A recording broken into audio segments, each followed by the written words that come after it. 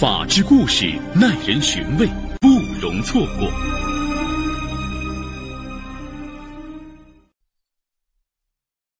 2011年3月23日，邱瑶用一种特别的方式度过了他的25岁生日。就在前一天，他被判处有期徒刑7年，他的母亲被判处有期徒刑5年，丈夫有期徒刑1年，最好的朋友1年，情人则是12年。他绝食沉默，眼神空洞地盯着房顶。去年此时的情景历历在目。继父在市里最好的酒店为他举办盛大的生日 party， 母亲送给他心仪已久的一款名牌包，丈夫当着众人面发誓说爱她一辈子，情人送了他99朵玫瑰。但是此时邱瑶却孤单一人待在拘留所里，曾经令他幸福和骄傲的亲人和朋友，此刻也和他一样身陷囹圄。2010年4月14日8点30分左右，浙江上虞市人民中路，赶着上班的人们行色匆匆。突然，一声震天巨响传来，浓浓的白烟从一辆刚停下的车里冒出来。响声来自一辆黑色丰田轿车，挡风玻璃被炸成了碎片，安全气囊都被弹开了。当警察赶到事发现场时，发现坐在驾驶室里的一名中年男人奄奄一息，他的右腿血肉模糊。被炸伤的车主名叫刘玉彤，现年53岁，是上虞市某公司老总。警方随后在他的座位下发现了一部支离破碎的手机残骸。难道这起事故的导火索是因为刘玉彤的手机突然爆炸吗？但是手机残骸旁还有雷管和炸药的残留物。刘玉彤在上虞市赫赫有名，是身价上亿的房产公司老总，而他抛弃当初跟他打拼天下的糟糠妻，娶了跟他多年的情人，富二代儿子很能折腾等等丰富的个人隐私生活也被大伙津津乐道。如今现任妻子也形同虚设，刘玉彤又在外面养了很多情人，大家纷纷猜测，臭名在外的刘玉彤这次肯定是遭人报复。流言传到刘玉彤的妻子周春燕和周春燕的女儿邱瑶的耳中，他们在震惊的同时也说肯定是哪个失宠情人的报复行为。当周春燕带着女儿邱瑶赶到上虞市人民医院急救室，看到奄奄一息的丈夫时，她当即就哭昏了过去，而邱瑶则要求警察马上查出凶手。1个星期后，警方将制造了刘玉彤汽车爆炸案的凶手逃往广州的孟凡成和上海的杨一捉拿归案。但是孟凡成和刘玉彤素不相识，杨一又是邱瑶最好的朋友，这2个来自不同城市的人为何会联合起来置刘玉彤于死地呢？孟凡成是广州人，曾因抢劫罪入狱7年。放在刘玉彤汽车里的那枚手机炸弹是他研制的，但他对刘玉彤的很多事情都不了解，彼此也没有什么恩怨。他又是怎么把炸弹放在刘玉彤车里的呢？警方只好从杨一入手。23岁的杨一是上海人，无业，和刘玉彤继女邱瑶情同姐妹。2009年12月10号，杨一因为感情受挫，从上海来到上虞找邱瑶。邱瑶比杨一大1岁，把杨一当成亲妹妹一样照顾疼惜，所以杨一时不时会来他家里住。邱瑶虽然不是刘玉彤的亲生女儿，但这个继父对她也很大方。邱瑶结婚时，继父就把自己一直住的一栋200平方米的别墅让给了他。有了好友的陪伴，杨一渐渐走出了失恋的伤痛。邱瑶的丈夫杨之经常出差，看杨一也没有什么工作，邱瑶就让他先住在自己家里。一天，正在上班的邱瑶接到杨一的电话，她哭着说刘玉彤将她强奸了。邱瑶不敢相信，匆忙赶到家中，发现杨一的床上放着继父给的2万块钱，这是刘玉彤完事后给他的补偿。邱瑶哭着跟好友说对不起，但他说继父对自己很好，他不想家丑外扬。看在好友的面子上，杨一答应邱瑶不告发刘玉彤。过后，邱瑶打电话质问继父，继父没有丝毫隐瞒，他说杨一根本没有反抗，而是半推半就的依了他。这个女孩和外面那些爱钱的女孩没什么两样，各取所需嘛。丫头啊，就你不开窍。继父后面的这句话让邱瑶感觉很恶心。2009年11月的一天晚上，邱瑶下班回到家时，母亲周春燕和丈夫杨之都还没回来。当她正在洗澡时，突然发现刘玉彤站在身后。邱瑶本能的下蹲护住胸部，大声呵斥继父：“你滚出去！”刘玉彤却从身后抱住了他。邱瑶回头狠狠地咬了他一口，刘玉彤才悻悻离开。继父对继女图谋不轨，邱瑶只在小说里看到过。从他陪母亲嫁进刘家到他结婚，刘玉彤都对他视若亲生女儿。现在看来，他其实是一只披着羊皮的狼。思来想去，邱瑶没有将这件事告诉丈夫和妈妈。她觉得刘玉彤一定不敢再造次。但从那以后，刘玉彤反而趁着各种机会威胁她，发短信说：“你只要听我的话，到时遗产我留给你一半。矜持什么呀？我们那样做又不是乱伦。”邱瑶有苦说不出啊，报警吧，继父又没有真的强奸自己，跟妈妈说吧，她肯定会更加伤心。虽然母亲周春燕在外人眼里是令人艳羡的幸福女人，开名车，不用上班，做着阔太太，但邱瑶知道妈妈有一肚子的苦水。周春燕和刘玉彤是二婚，1995年36岁的她和身价上亿的刘玉彤有了婚外情。这段婚外情整整维持了10年。刘玉彤的妻子终于不堪忍受，主动提出了离婚。2005年，周春燕带着19岁的邱瑶嫁给了刘玉彤。邱瑶继承了妈妈的优点，身材高挑，模样俊俏。2009年9月，23岁的邱瑶结婚了。刘玉彤把自己住的一栋别墅让给他和女婿住。而此时，刘玉彤和周春燕的感情大不如前。周春燕就跟女儿女婿同住，刘玉彤有时也回来吃饭。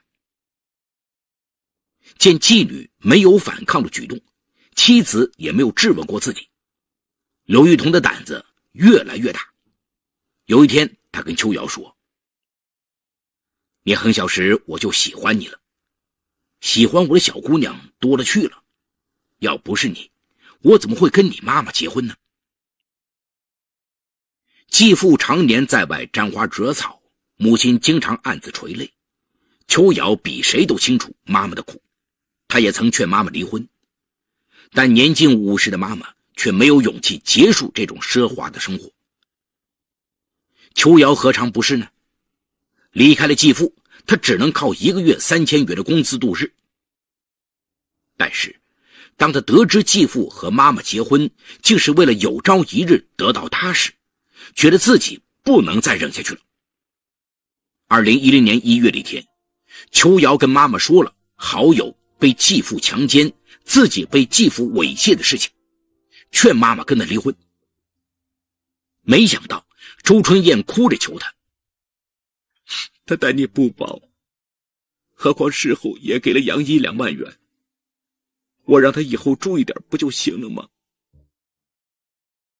第二天，周春燕当着女儿的面把刘玉彤狠狠地骂了一顿，甚至抬手打了他2个耳光。邱瑶在一旁看得很是心酸，他没想到刘玉彤会跟他道歉。他还表示以后女儿一个人在家，他一定不会来这里。但是等周春燕离开后，刘玉彤却冲着邱瑶和杨一喊：你们又不是黄花大闺女了，多大点事儿，我钱多得很，什么样的女人我得不到啊？这句话彻底激怒了邱瑶，想着到这里来寻求安慰的女友受欺负，而懦弱的母亲却让她忍气吞声。邱瑶就将杨一被强奸，自己多次被继父骚扰的事情告诉了丈夫杨之。杨之怒火中烧，当即就要去找岳父算账。邱瑶却哭着劝他，给他母亲留条后路。那天晚上，邱瑶和丈夫聊着聊着就来了气儿。继父给他的亲生儿子买了一套400平方米的豪宅，不久前还买了一辆奥迪 Q5。别墅虽然让他们住着，但却没有履行过户手续，送的车也就值30多万。口口声声说拿她当亲生女儿的刘玉彤，一碗水没端平不说，还对自己打歪主意。邱瑶说，这新仇旧恨得报。刚好喝了点酒的杨之说，他在广东有个朋友刚刑满释放，要不给他点钱帮忙干掉刘玉彤。想想继父要是不在了，公司就是母亲的了。邱瑶对丈夫的提议举双手赞成。杨之的朋友叫孟凡成，曾因盗窃罪被判刑7年。不久后，孟凡成带着雷管和炸药来到上虞。第一次见到邱瑶，孟凡成毫不掩饰对他的倾慕之情。借着酒意，他说只要邱瑶指示，他可以赴汤蹈火。很快，孟凡成跟杨之、邱瑶夫妇谈了自己的计划，用雷管和炸药自制手机炸弹，将炸弹捆绑在手机上面，把手机炸弹放在刘玉彤车里，然后通过拨打该手机引爆炸弹，将他炸死。这时杨之突然想退缩了，邱瑶却越来越有兴趣，他让杨之给孟凡成租了房子，让他赶紧研制炸弹解决掉刘玉彤。有人提供吃住的孟凡成在上虞待得很舒服，没事就琢磨着研制手机炸弹。经过监狱的他，天不怕地不怕，这正是邱瑶想要的合作伙伴。他答应孟凡成，如果干掉刘玉彤，给他10万元酬金。孟凡成高大英俊，能说会道，在一心想要报复继父的邱瑶眼里，比胆小怕事的丈夫有男人味多了。2010年2月的一天，邱瑶听说继父准备拿一大笔钱资助他儿子开公司，就跟丈夫叨叨。杨之却说，我们都有工作，自己能养活自己。刘玉彤虽然可恨，但罪不至死。邱瑶却打断着说，你这个胆小鬼，成不了大事。丈夫靠不住，邱瑶去找孟凡成。孟凡成早就对邱瑶动心了，加上邱瑶对他也有所求，两人一拍即合。一天，孟凡成在自己的出租屋里迎接了风情万种的邱瑶。随后邱瑶哭着说出了自己和母亲的处境。孟凡成口口声声保证自己研制出的手机炸弹既能炸死刘玉彤，还能神不知鬼不觉。但是谁把手机炸弹放进刘玉彤车里，又由谁来提供他的行踪呢？只能是邱瑶的母亲周春燕。邱瑶思前想后，跟妈妈谈了自己的计划。听到女儿的惊天计划，周春燕大惊失色，你疯了吗？我们吃穿无忧，有一辈子都花不完的钱，他再不好也跟妈做了多年的夫妻呀。听了妈妈的话后，秋瑶放声大哭。难道你愿意我们母女共同伺候一个男人吗？难道你以为他会把财产给我们一分一毫吗？妈，我们再姑息下去的话，刘玉彤就会变成畜生的。见妈妈有所动摇，秋瑶又说，他找的孟凡成坐过7年牢，能把活干得干净利落。女儿的一番苦口婆心似乎句句在理。想到这些年来丈夫明里暗里在外面找女人，周春燕动摇了。2010年3月25日，孟凡成又从广州带回一些雷管和炸药，继续在租住的房子里研制和实验。而秋瑶则不时地去他那里跟他幽会，陪他一起研制炸弹。秋瑶带着杨一去买螺丝刀、电焊条、锡条、手套、手机等所有手机炸弹需要的工具和材料。他们还特地到嵊州去买了3部手机用于试验。杨一口口声声说不参与，但实际上他却成了秋瑶的同伙。每当秋瑶要去买材料，他都会跟着去。2010年4月初，孟凡成研制的手机炸弹出炉了，但在郊区试验了2次都是哑炮。秋瑶很急切，来看望孟凡成的次数越来越多，每次来都打扮得花枝招展，这也让孟凡成加快了行动。4月11日，他第3次带着秋瑶和杨一来到一个偏僻处，将手机炸弹放在一个角落里，然后将车开到100米远的地方拨通手机。爆炸声终于响起，孟凡成得意地说，要是连上炸药，那威力可就非同凡响了。炸弹试验成功，计划提上日程。2010年4月13日早上6点多，周春燕将丈夫的车开到了孟凡成的出租屋外，手机炸弹藏在了座位底下，然后周春燕驾车回家。4月14日一大早，秋瑶来到孟凡成出租屋，告诉他，过一会儿刘玉彤起床时，妈妈会给我打电话，到时你赶过去，瞅准机会引爆炸弹。然后他就去上班了。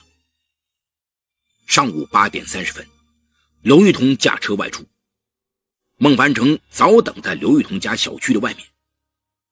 眼看他的黑色丰田车从小区里开出来，然后停在人民路下接粮站门口，孟凡成立即拨打炸弹上捆绑的手机，电话接通，爆炸声随即传来，孟凡成转身离开。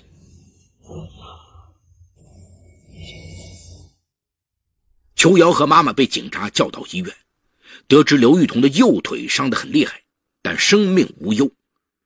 秋瑶忍不住埋怨孟凡成，但念在2人的感情上，秋瑶还是很爽快地往孟凡成的卡上打了10万元酬金。得知岳父被炸成重伤，杨枝立马肯定这事儿和妻子以及孟凡成有关系。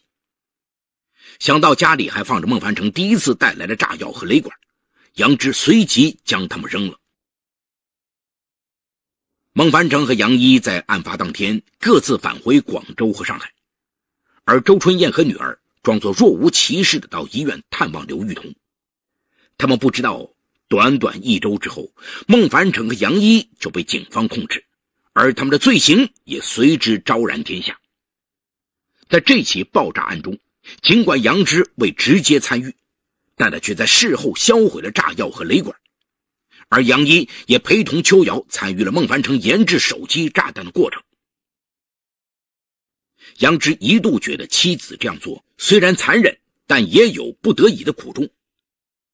但当他得知为了报复继父，秋瑶竟扑进了孟凡成的怀抱，不禁失声痛哭。2011年3月22日，浙江省上虞市人民法院开庭审理此案。鉴于5名被告人认罪态度较好，被害人刘玉彤自身存在着一定过错，法院对5名被告人做出了如下判决：孟凡成被判有期徒刑12年，秋瑶7年，周春燕5年，杨一1年，杨之1年，缓期1年6个月。在这起爆炸案中失去了一条腿的刘玉彤，也因涉嫌强奸罪被告上了法庭。好，故事说到这儿就结束了。